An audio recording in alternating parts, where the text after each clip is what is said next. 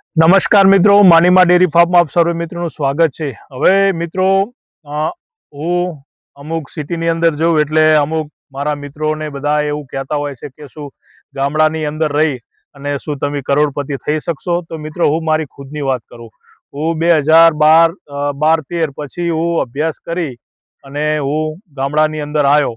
એટલે પહેલાં હું ખેતી તરફ ગયો અને 2-3 વર્ષ ખેતીની અંદર અમે બાપ દાદાની ખેતીવાડી તો હતી મોટા પ્રમાણમાં, પણ એ બધું એ એમની રીતે ચલાવતા હતા। પછી અમે 3 ભાઈ છીએ અને અમારી જોડે આવી એટલે અમે બધું કેલ્ક્યુલેશન માર્યું ખેતીની અંદર, એટલે ખેતીની અંદર અમને બેનિફિટ થોડું ઓછું લાગ્યું। પછી અમે પશુપાલનનો ધંધો ચાલુ કર્યો। પશુપાલનની અંદર લગભગ 2016-17થી શરૂઆત કરી અને 2016-17થી જેમ શરૂઆત કરી એમાં પહેલા વર્ષે લગભગ 15-16 લાખનું દૂધ ભરાયું। પછી એના પછીના વર્ષે 20 લાખ ઉપર ગયા, એના પછીના વર્ષે 25 લાખ, 30 લાખ, આમ કરતાં કરતાં 2022-23ની અંદર અમે 1 કરોડ વાર્ષિક દૂધે પહોંચ્યા।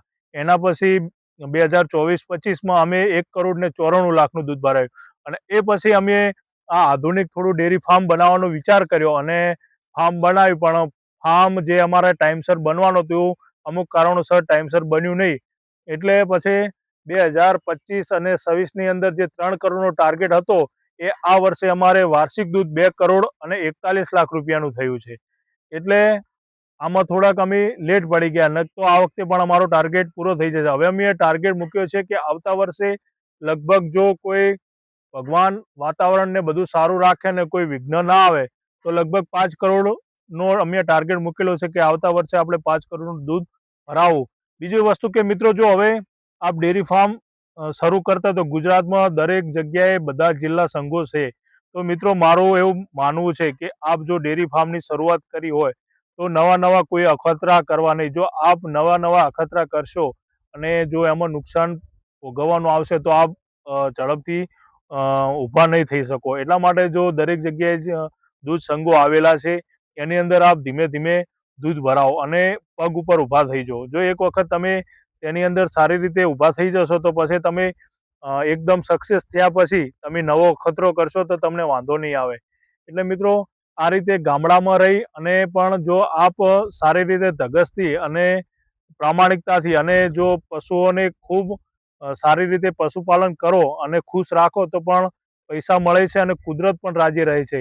એટલે ગામડાની અંદર રહી અને પણ પૈસા કમાઈ શકો છો। કોઈને પશુપાલનમાં ઇન્ટરેસ્ટ ના હોય અને તો એ ખેતી પણ કરી શકે છે। અત્યારે આધુનિક ટેકનોલોજીથી પશુપાલનમાં પણ ઘણી બધી ટેકનોલોજી આવી છે અને ખેતીમાં પણ ટેકનોલોજી આવી છે। એટલે દરેક રીતે આપ જો સાચી નીતિ અને ધગશથી કામ કરશો તો દરેક વસ્તુમાં પૈસા છે અને ગામડાની અંદર પણ કરોડપતિ થઈ અને ફોર્ચ્યુનર જેવી સારી ગાડીમાં આપ ફરી શકો છો। એવું નહીં કે સિટીની અંદર રહી અને પૈસા કમાઈ શકો છો।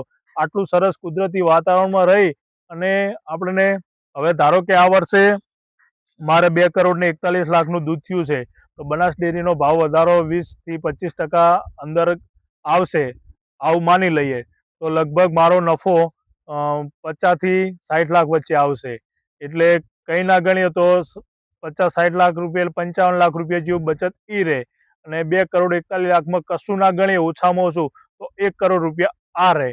એટલે 1 કરોડ આ અને 50-60 લાખ રૂપિયા એટલે લગભગ 1.5 કરોડ કરતાં વધારે નફો રહે। તો મિત્રો શાંતિથી આવું વાતાવરણમાં જીવવા મળે અને આટલા પૈસા મળે એટલે ઘણું બધું થઈ ગયું। બીજી હવે સિટીની અંદર જઈ અને ઘોંઘાટમાં અને પોલ્યુશનમાં રહેવાની કોઈ જરૂર નથી।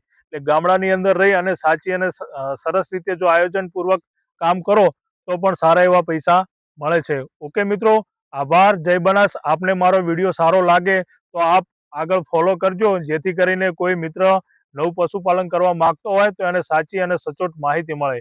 ઓકે મિત્રો, આભાર, જય બનાસ।